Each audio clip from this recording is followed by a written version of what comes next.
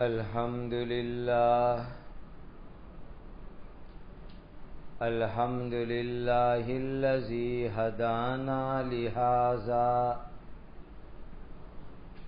وما كنا لنهتدي لولا أن هدانا الله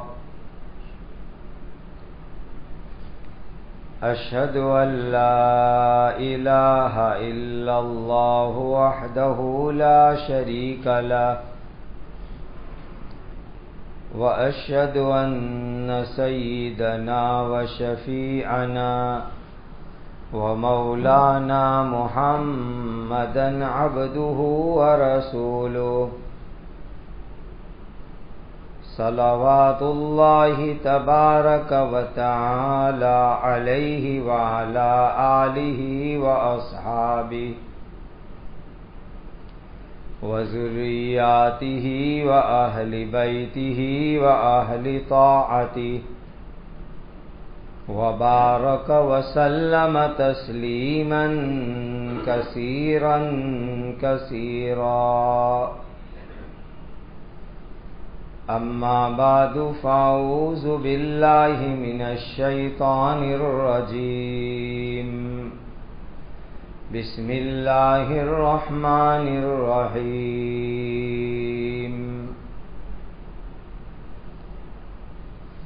لقد جاءكم رسول من أنفسكم عزيز عليه ما عنتم حريص عليكم بالمؤمنين رؤوف رحيم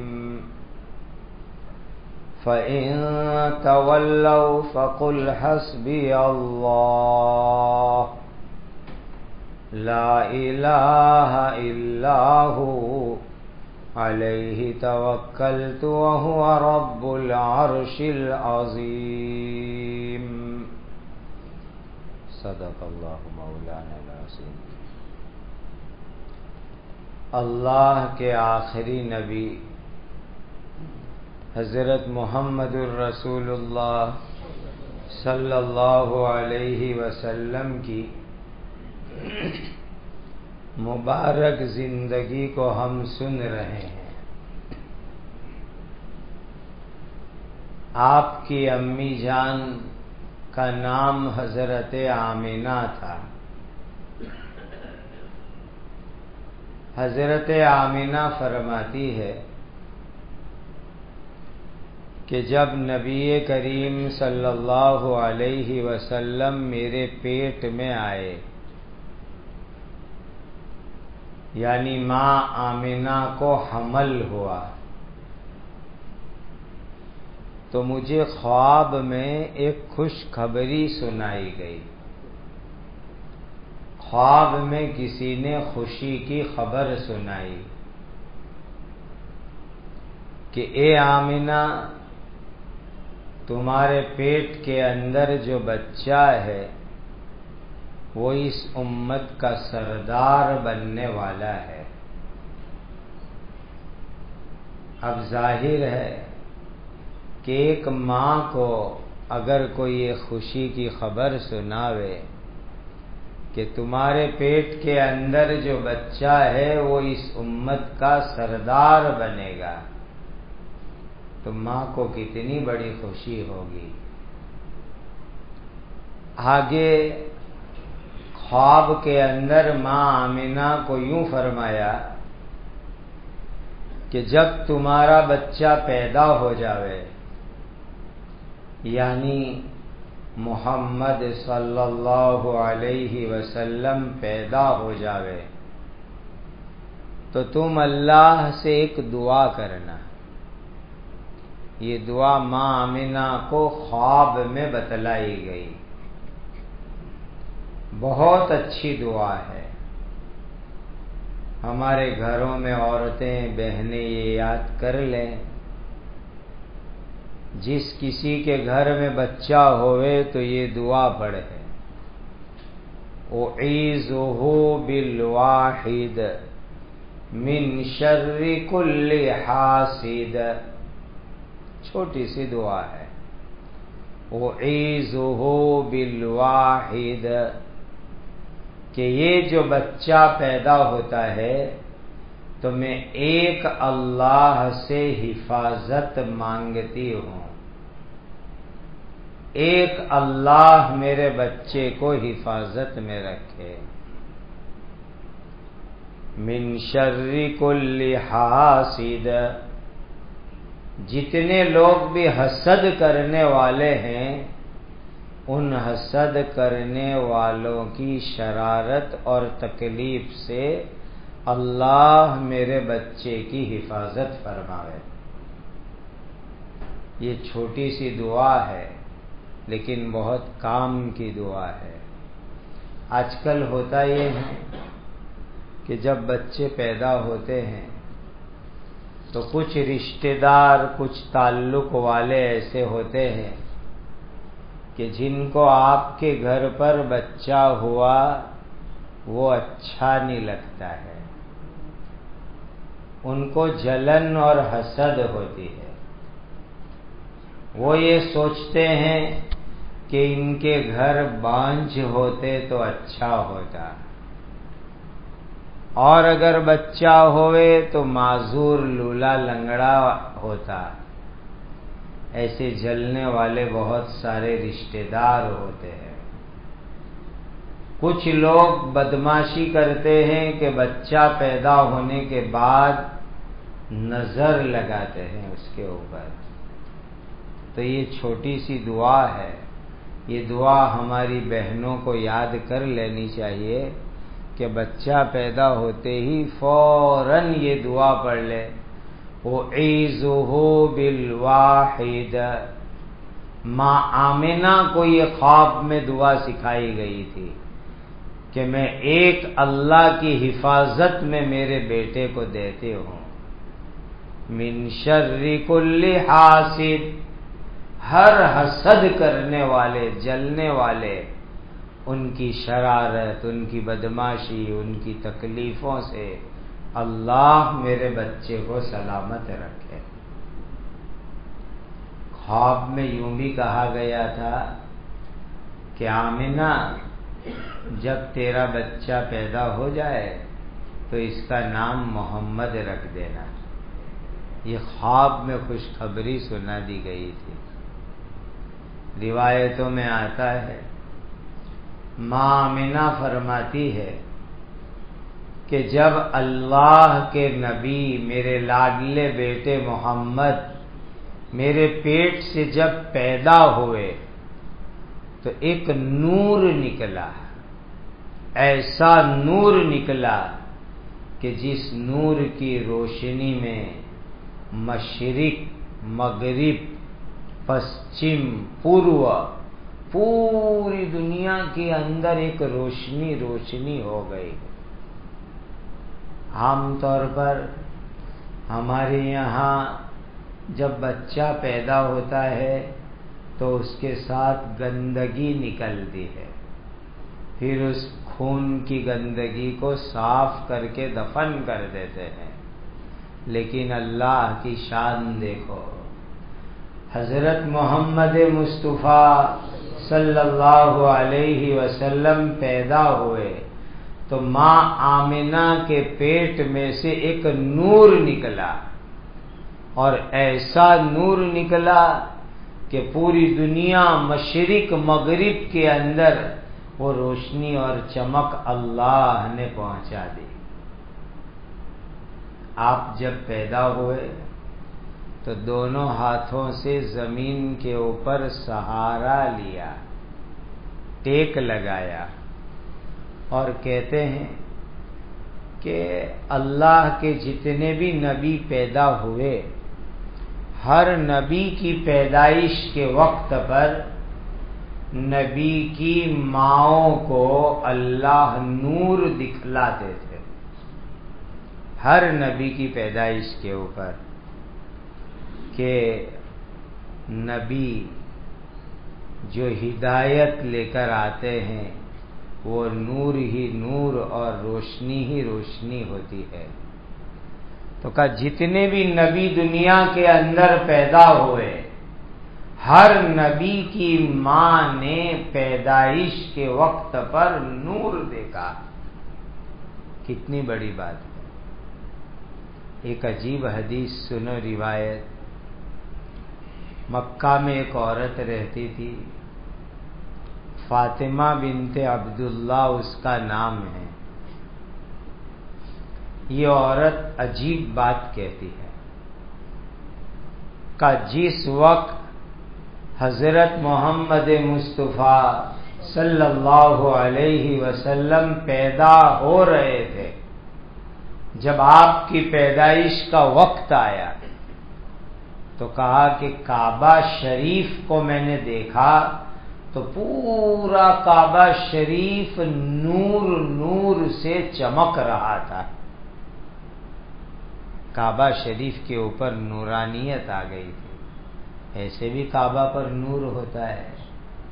اور جب ہمارے نبی جی پیدا ہو رہے تھے اس وقت کعبۃ اللہ کے اوپر، کعبہ پر اسپیشل کوئی نورانیت اللہ تعالی کی طرف سے آ گئی.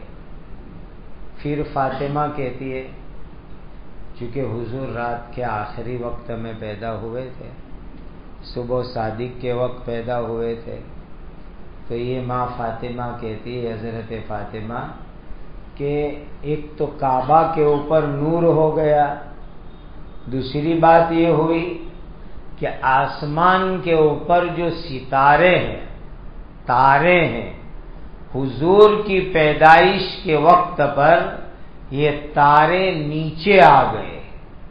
اتنے نیچے آ گئے کہ فاطمہ کہتی ہے کہ مجھے تو ایسا لگا کہ آسمان کے ستارے سب میرے اوپر گر جائیں گے، سارے ستارے میرے اوپر آ جائیں گے. اتنے نیچے نیچے یہ ستارے آ گئے جب حضرت نبی کریم صلی اللہ علیہ وسلم پیدا ہو رہے تھے. ایک صحابی ہے جن کا نام حضرت عبد الرحمن ابن عوف رضی اللہ تعالی عنہ ہے. بڑے مالدار صحابی ہے. ان کی امی کا نام شفا ہے. ان کی امی جان شفا کہتی ہے، بڑی عورت تھی، بڑی عمر کی، اور جب یہ بچے پیدا ہوتے ہیں، ایسا کام ہوتا ہے تو بڑی عورتیں مدد کرنے جاتی ہے. تو حضرت عبد الرحمن کی امی شفا کہتی ہے کہ جب آمنہ کو، مائی آمنہ کو حضور کی پیدائش ہو رہی تھی تو کہ میں گئی وہاں پر. جب اللہ کے نبی صلی اللہ علیہ وسلم پیدا ہو گئے تو میرے ہاتھ میں نے لیا. جب میں نے ہاتھ میں لیا تو بچے پیدا ہونے کے بعد کچھ آواز کرتے ہیں، روتے ہیں، کچھ آواز کرتے ہیں. اگر نہ روئے تو گھر والے اور ڈاکٹر ٹینشن میں رہتے ہیں کہ یہ تو پیدا ہونے کے بعد رویا ہی نہیں، بولا ہی نہیں، چلایا ہی نہیں. بچے روتے ہیں، کچھ بولتے ہیں. تو کہا، شفا کہتی ہے کہ جب نبی کریم صلی اللہ علیہ وسلم پیدا ہوئے اور میں نے اپنے ہاتھ میں لیا اور حضور کی جب آواز نکلی تو غیب سے ایک آواز آئی، رحمک اللہ، اے بچے محمد صلی اللہ علیہ وسلم، اللہ تمہارے اوپر رحم فرماوے، اللہ تمہارے اوپر رحم فرماوے. کا ایک غیبی آواز آئی کہ جیسے ہی میں نے حضور کو اپنے ہاتھ میں لیا یہ غیبی آواز سنائی دی کہ اللہ آپ کے اوپر رحم فرماوے. اور یہی بات ہوئی کہ اللہ نے ہمارے حضور پاک صلی اللہ علیہ وسلم کو رحمت ہی رحمت بنایا. خدا کی طرف سے آواز آ گئی ہوگی کہ اللہ آپ پر رحم فرماوے.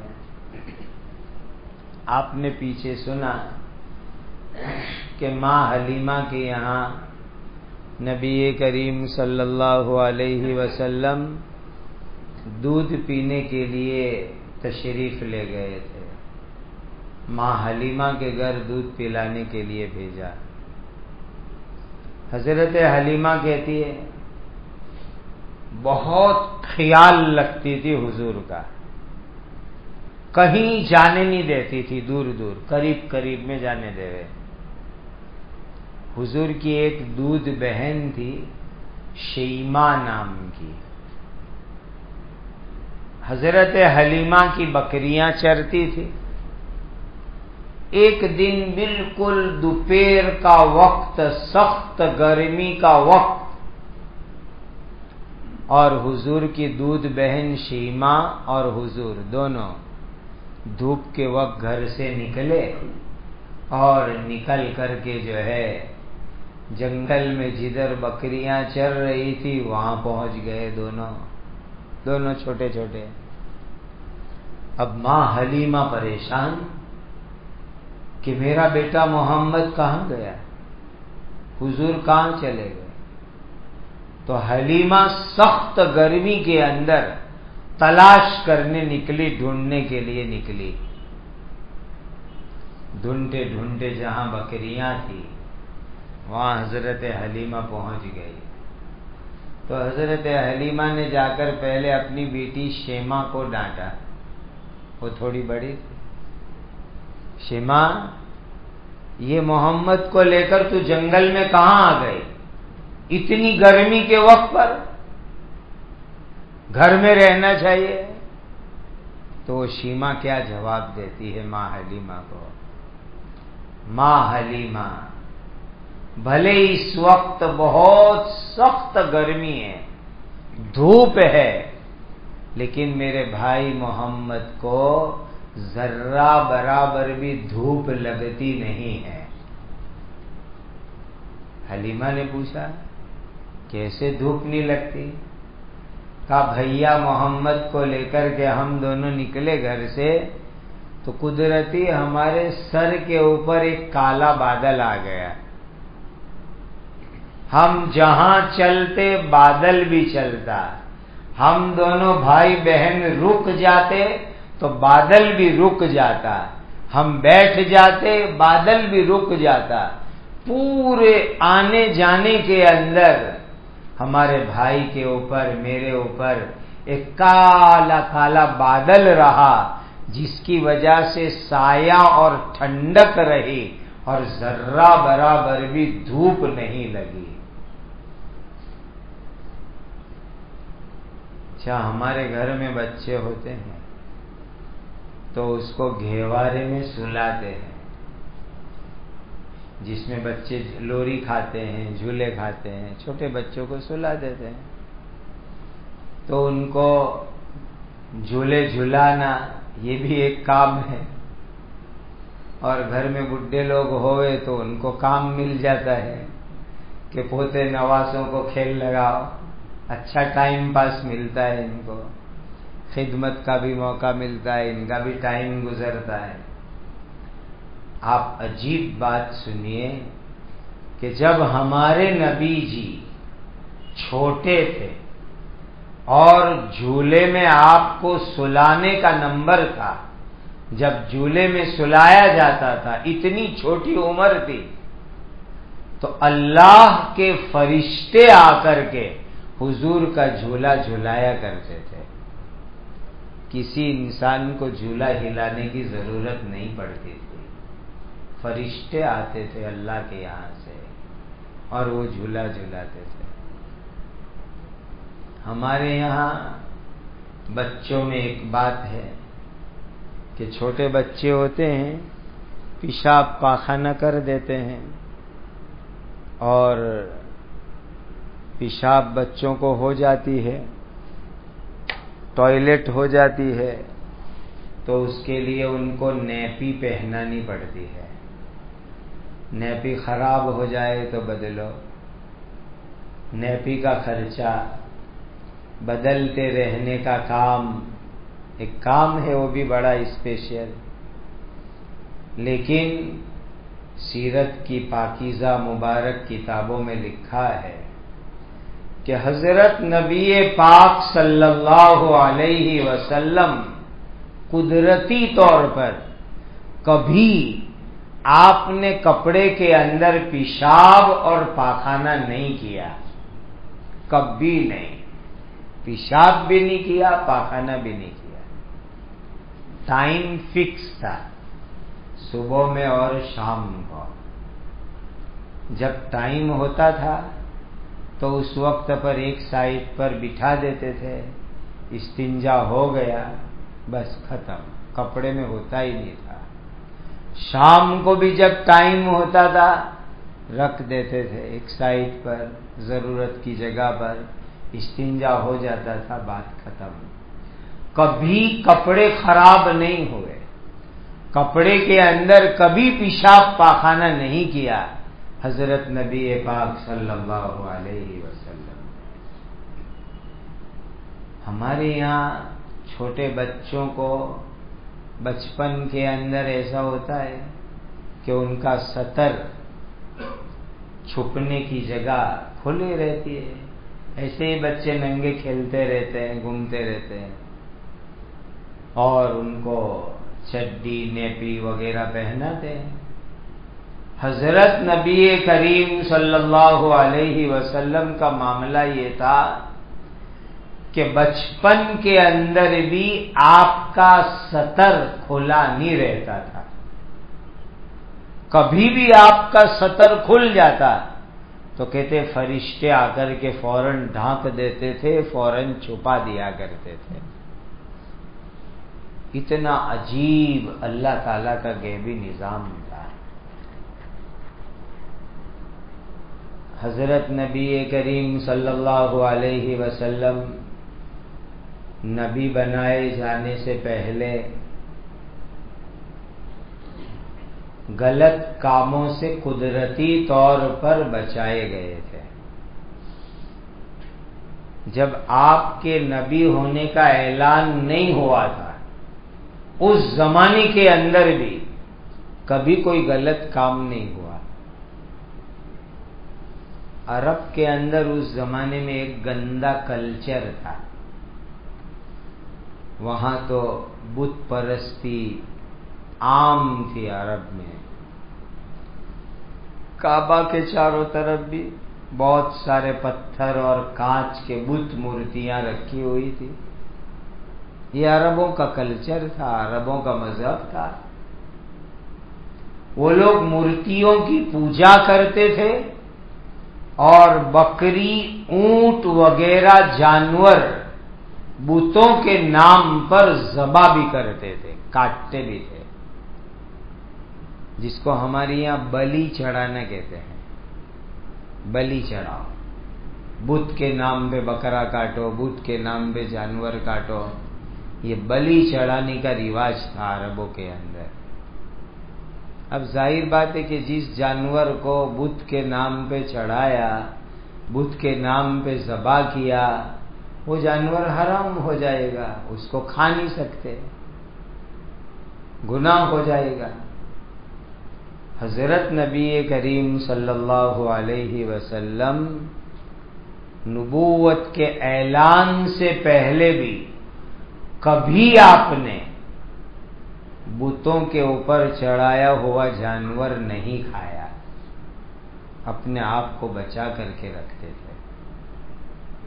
بلدہ نام کی ایک چھوٹی ندی تھی مکۃ المکرمہ کے اندر، کہ جدھر غار ہیرا ہے اس طرف سے وہ ندی وادی چلتی تھی، پھر مر الزہران کی طرف جاتی تھی، بیچ میں حدیبیہ ہو کر کے یہ ندی گزرتی تھی۔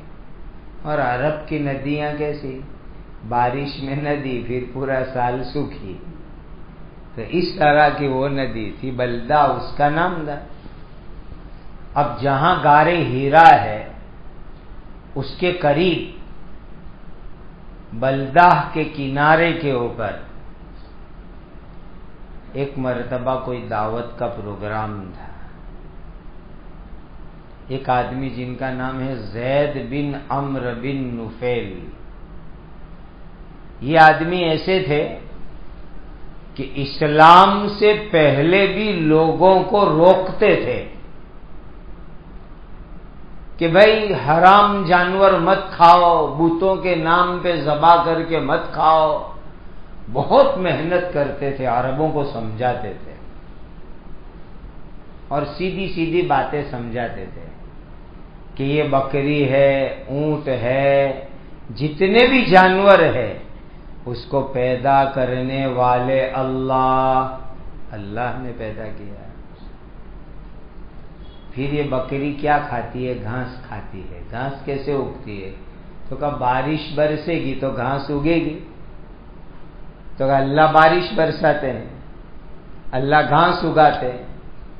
بکری اللہ نے پیدا کی، بارش اللہ نے برسائی، ہری ہری گھاس اللہ نے اگائی، وہ کھا کر کے وہ بکری بڑی ہوئی. تو تم لے جا کر کے اس بکری کو بتوں کے نام پہ ذبح کرتے ہو؟ شرم نہیں آتی تمہیں؟ اللہ پیدا کرے، اللہ گھاس اگاوے، اور تم وہی بکری اللہ کو چھوڑ کر کے بتوں کے نام پہ بلی چڑھاتے ہو، ذبح کرتے ہو اور کھاتے ہو. تم حرام کام کرتے ہو. اب بلدہ کے اندر ایک بڑی دعوت تھی. وہاں زید بن عمرو بن نفیل بھی تھے اور اس وقت حضرت محمد الرسول اللہ صلی اللہ علیہ وسلم بھی وہاں پر تھے. ابھی حضور کی نبوت کا اعلان نہیں ہوا تھا، اس وقت کی بات ہے. دعوت پر دسترخوان سجایا گیا اور بکرے کٹے ہوئے ہیں اور شاندار کھانا ہے، کھانے کی تیاری ہو رہی ہے. اتنے میں بتایا گیا کہ یہ جانور بتوں کے نام پر ذبح ہوا ہے، اللہ کے نام کا نہیں ہے. بتوں کے نام پہ چڑھاوا چڑھایا ہے، بتوں کے نام پہ منت چڑھائی ہے. بس یہ سنا تو حضرت نبی کریم صلی اللہ علیہ وسلم نے کھانے سے منع کر دیا کہ میں نہیں کھاؤں گا ایسی چیز کو، میں تو اللہ کے نام پر جو ذبح ہوتا ہے وہ کھاتا ہوں. اس طرح اللہ کو چھوڑ کر دوسروں کے نام پہ جو ذبح ہوگا میں نہیں کھاؤں گا. انما حرم علیکم المیت والدم ولحم الخنزیر وما اہل لغیر اللہ بہ، کہ جو جانور اللہ کے سوا دوسرے کے نام پہ چڑھایا گیا وہ حرام ہو جاتا ہے، اس کو نہیں کھا سکتے. صاف منع کر دیا حضرت نبی کریم صلی اللہ علیہ وسلم نے. یہاں دو تین امپورٹنٹ مسئلے سمجھ لو حضور کے عمل مبارک اور قرآن کی آیت کی روشنی میں، جس کا جاننا ہمارے لیے بہت ضروری ہے. پہلا مسئلہ یہ ہے کہ جانور ہے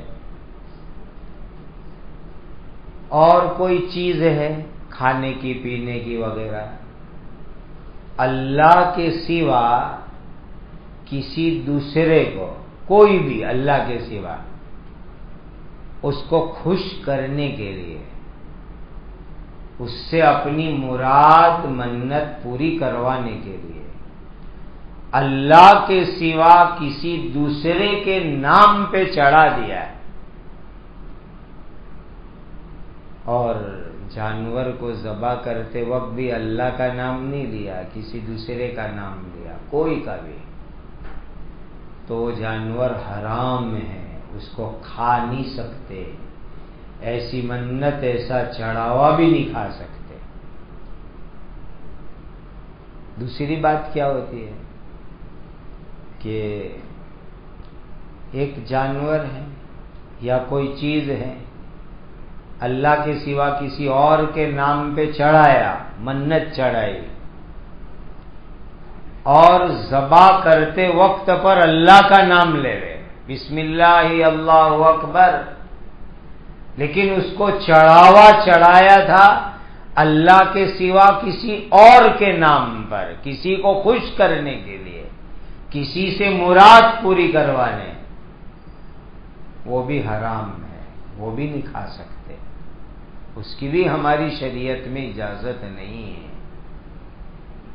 ذبح کرو اللہ کے نام پر، اللہ کو خوش کرنے کے لیے ذبح کرو، اللہ راضی ہو جاوے بس، اللہ کے سوا کسی کے نام پر نہیں، وہ حلال ہے، وہ کھا سکتے ہیں، وہ استعمال کر سکتے ہیں، باقی اللہ کے سوا کسی کے بھی نام کے اوپر چڑھاوا چڑھایا، کسی کے نام پر ذبح کیا، کسی سے اپنی مراد پوری کروانی چاہیے اور اس کے لیے کوئی چیز کھانا جانور لگا دیا، وہ نہیں کھا سکتے۔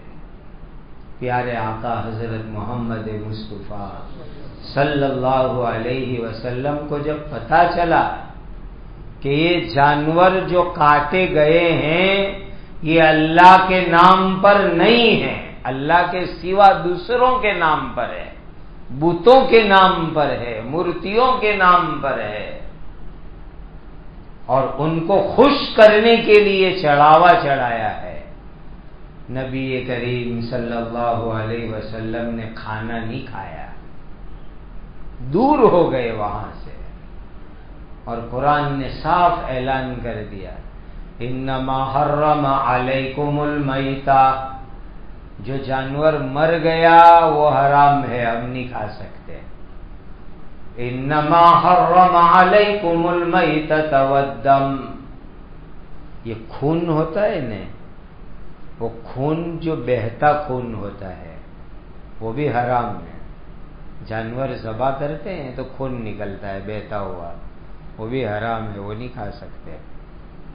ہمارے بدن میں سے بھی بہتا ہوا خون نکلے وہ بھی حرام ہے، کبھی بعض مرتبہ منہ میں خون آ جاتا ہے فوراً تھوک دو، اس کو کلی کر ڈالو، اس کو گلے میں مت اتارو، پی مت جاؤ، یہ غلط کام ہے۔ تو انما حرم علیکم المیتۃ والدم ولحم الخنزیر، سور کا گوشت، خنزیر کا گوشت، خنزیر کی، پگ کی، سور کی تو کوئی بھی چیز کھا نہیں سکتے، استعمال نہیں کر سکتے، کچھ نہیں کر سکتے۔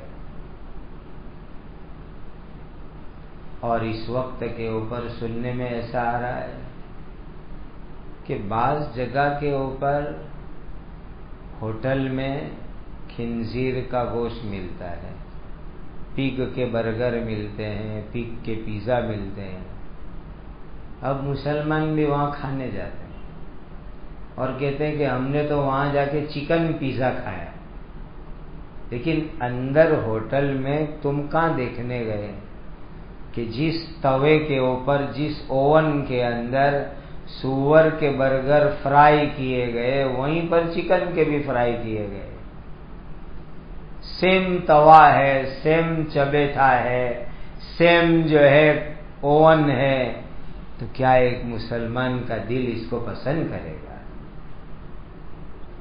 بھلے وہاں جا کر کے تم نے فش پیزا کھائے، مچھلی کے برگر کھائے، لیکن اسی ریسٹورنٹ کے اندر سور کا بھی بنتا ہے، سور کی بھی چیزیں بنتی ہے۔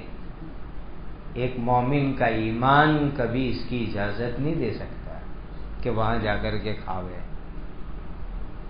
بلکہ اب تو دنیا اتنی آگے چلی گئی کہ سور اور پگ کے فلیورڈ آنے لگے مارکیٹ میں، یعنی وہ چیز ہوتی ہے حلال لیکن وہ فلیور ہے پگ کا، سور کا، اور لوگ جو ہے خالی ٹیسٹ کے لیے اس کو استعمال کرتے۔ اب ایک مسلمان کیسے یہ پسند کر سکتا ہے کہ سور ہے، پگ ہے، اس کا نام کا فلیور بھی ہوئے تو وہ اس کو کھاوے؟ یہ سب غلط کام ہے۔ انما حرم علیکم المیتہ والدم ولحم الخنزیر وما اہل لغیر اللہ بہ، اللہ کے سوا کسی دوسرے کو راضی کرنے کے لیے، خوش کرنے کے لیے، اس سے مراد پوری کروانے کے لیے منت چڑھاوا اگر چڑھایا تو اس کو بھی نہیں کھا سکتے۔ قرآن میں اعلان کیا کہ وہ حرام ہے۔ جو ایک اللہ کے نام کا ہوگا، اللہ کو راضی کرنے کے لیے ہوگا، اللہ کو خوش کرنے کے لیے ہوگا، وہ کھاؤ۔ فَكُلُوا مِمَّا ذُكِرَ اسْمُ اللَّهِ عَلَيْهِ، جس پر اللہ کا نام لیا، جو اللہ کو راضی کرنے کے لیے ہے، وہ کھاؤ، اس کو استعمال کرو۔ یہ حضرت نبی کریم صلی اللہ علیہ وسلم کی پاکیزہ اور مبارک تعلیم ہے۔ اللہ ہم سب کو نبی کریم صلی اللہ علیہ وسلم سے سچی محبت عطا فرمائے اور زندگی کا ہر کام نبی کریم صلی اللہ علیہ وسلم کی سنت کے مطابق کرنے والا اللہ ہمیں بنا دے رہے ہیں۔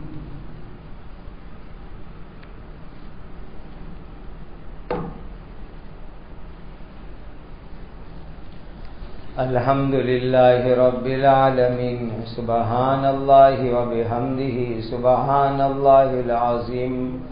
اللہم صل علی سیدنا محمد وعلی آل سیدنا محمد صلاۃ تنجینا بہا من جمیع الاحوال والآفات وتقضی لنا بہا جمیع الحاجات وتطہرنا بہا من جمیع السیئات وترفعنا بہا عندک اعلی الدرجات وتبلغنا بها أقصى الغايات من جميع الخيرات في الحياة وبعد الممات إنك على كل شيء قدير۔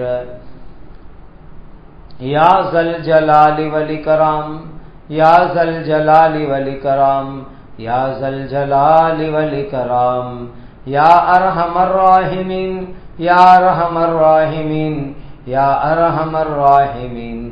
وَإِلَٰهُكُمْ إِلَٰهٌ وَاحِدٌ لَا إِلَٰهَ إِلَّا هُوَ الرَّحْمَٰنُ الرَّحِيمُ۔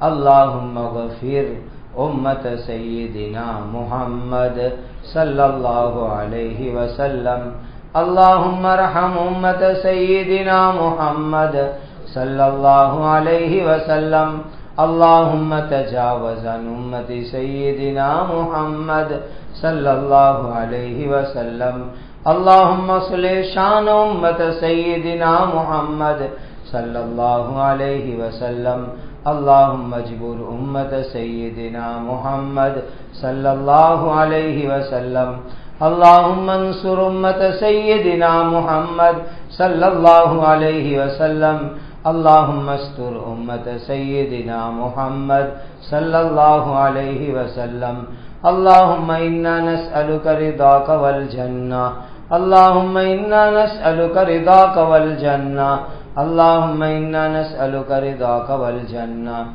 ربنا آتنا في الدنيا حسنة وفي الآخرة حسنة وقنا عذاب النار۔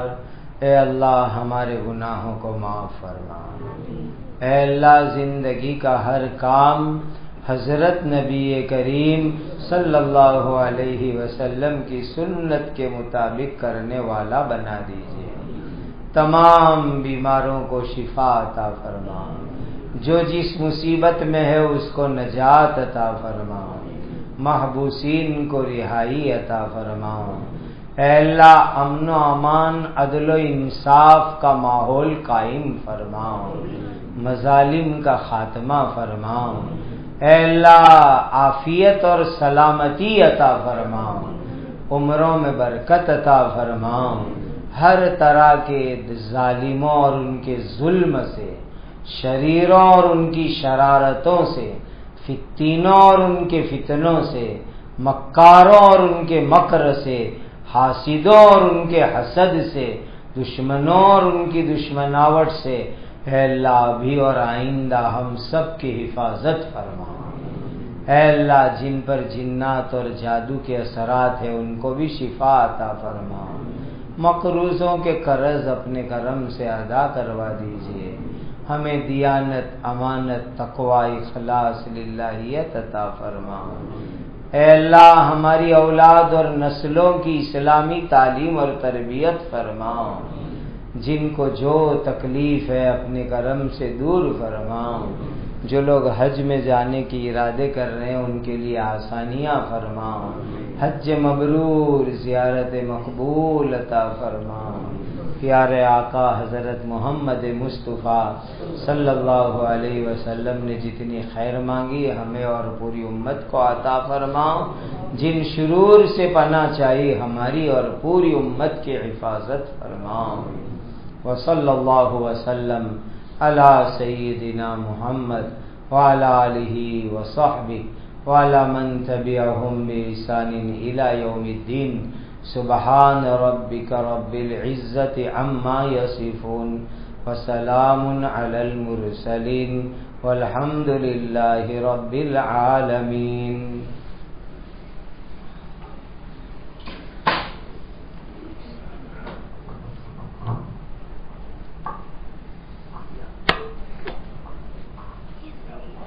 ایک تاریخ 10 جمعہ پوچھنے سے پہلے کسی مسجد میں